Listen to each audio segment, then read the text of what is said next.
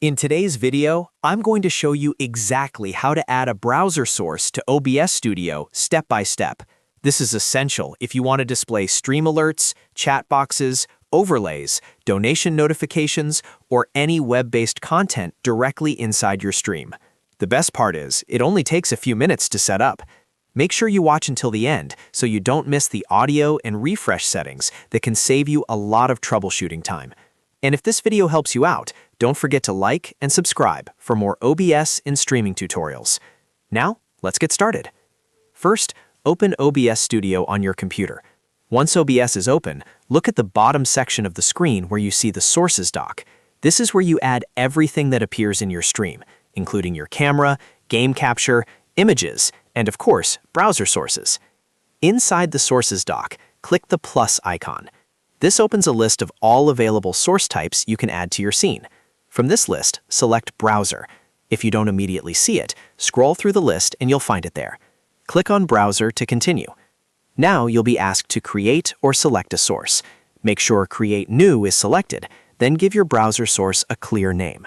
For example, you might call it Alerts, Chat Overlay, Stream Labels, or anything that helps you identify it later. Naming your sources properly is very important, especially as your OBS setup becomes more advanced. After entering the name, click OK. Next, you'll see the Browser Source Properties window. This is where the main setup happens. At the top, you'll see a field labeled URL. This is where you need to paste the link provided by your streaming platform. For example, if you're using Streamlabs, streamelements, or another alert service, they will provide you with a custom browser source link. Copy that link from your alert provider and paste it directly into the URL field inside OBS.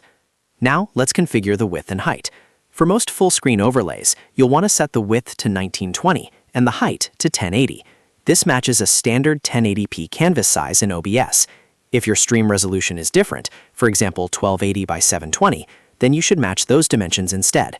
Using the correct resolution ensures your overlay fits perfectly without stretching or cropping.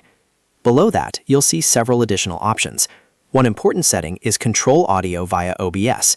If your browser source includes sound, such as alert notifications, make sure you check this box.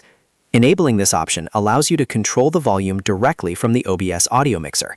This gives you much better control over how loud your alerts are compared to your microphone or game audio. After confirming your settings, click OK. You should now see the browser source appear inside your scene. If it doesn't immediately look correct, you can click and drag the corners in the preview window to resize and position it. If it's a full screen overlay, right-click the source, go to Transform, and choose Fit to Screen to align it perfectly. If your browser source doesn't load properly, don't panic. Right-click on the browser source in the Sources dock and select Properties. Inside the Properties window, click Refresh Cache of Current Page.